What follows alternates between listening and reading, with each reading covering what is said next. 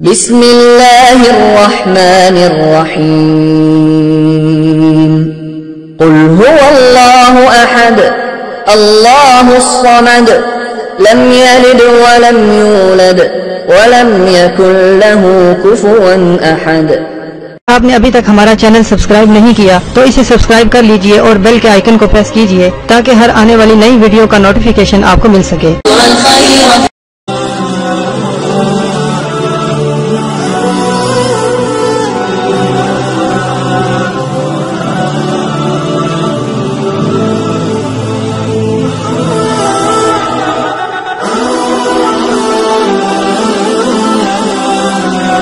میرے پیارے بہنوں بھائیوں، امید کرتی ہوں کہ آپ سب خیریت سے ہوں گے۔ دعا کرتی ہوں کہ اللہ پاک آپ کی تمام پریشانی دکھ تکلیفوں کو ختم کر دے، اللہ پاک آپ کے تمام صغیرہ کبیرہ گناہوں کو معاف کر دے۔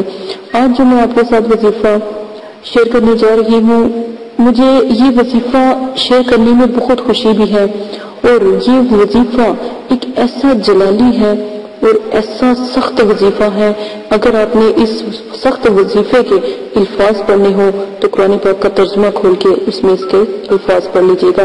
آیات نمبر سورہ انعام کی آیات نمبر 45، ٹھیک ہے۔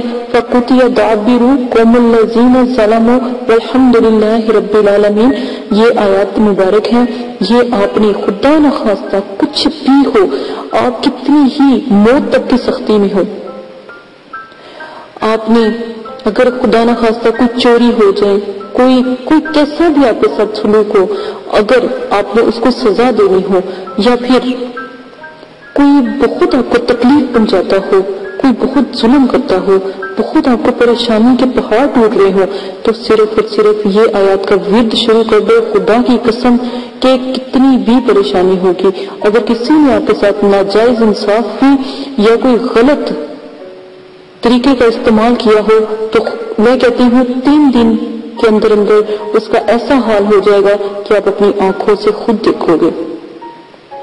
یہ مجھے بہت تکلیف سے کہنا پڑ رہا ہے، مجھے بہت سے کمنٹس آئے کہ بہت سی میری بہنیں بہت پریشان ہیں، تو میں نے آج ان کے لیے یہ وظیفہ آپ لوگوں کے ساتھ شیئر کیا۔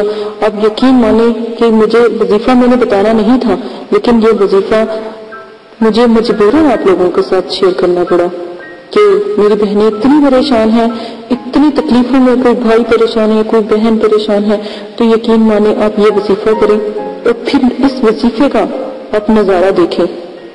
آپ نے 45 آیات ہے، سورہ انعام کی آیات ہے، آپ لازماً یہ وظیفہ کیجئے گا۔ ایک بات یاد رکھیے گا، زیادہ نہیں پڑھیں گے، خدا نخواستہ کوئی بڑا نقصان نہ ہو جائے، تھوڑا پڑھیے گا، ٹھیک ہے۔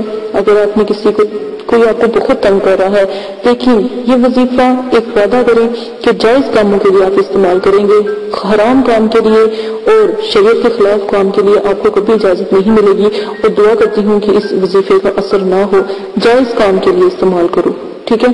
اس کی اجازت میں نے آپ کو دی ہے، تو یہ نہ ہو کہ اللہ تعالیٰ کل کو مجھے پکڑ لے، آخرت کے دن میرا گریبان وہ شخص پکڑے جس کو میں نے یہ وظیفہ دیا تھا، یا وہ پکڑے جس کے لیے اس نے استعمال کیا تھا۔ اسی کے ساتھ جانا چاہتی ہوں۔